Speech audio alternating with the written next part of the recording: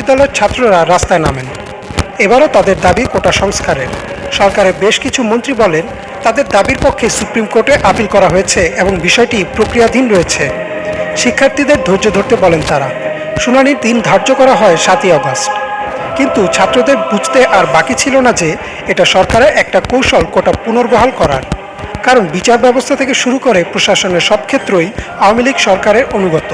তাই তাদের দাবি ছিল সংসদে আইন পাশ করে কোটা প্রথা সংস্কার করা। 2024 সালের 14 জুলাই চীন পরবর্তী সংবাদ সম্মেলনে শেখ হাসিনা আন্দোলনকারীদের রাজাকারের নাতিপুতি বলে অভিহিত করেন। তার মানে কি মুক্তিযুদ্ধের সন্তান নাতিপুতিরা কেউ মেধাবী না, যত রাজাকারী বাচ্চারা নাতিপুতি হলো মেধাবী, তাই না? তার এই বক্তব্যের প্রতিক্রিয়ায় সেদিন রাতেই উত্তাল হয়ে ওঠে ঢাকা বিশ্ববিদ্যালয়, জাহাঙ্গীরনগর বিশ্ববিদ্যালয় সহ দেশের প্রায় সব পাবলিক বিশ্ববিদ্যালয়। শিক্ষার্থীরা স্লোগান দিতে থাকেন, তুমি কে আমি কে, রাজাকার রাজাকার, কে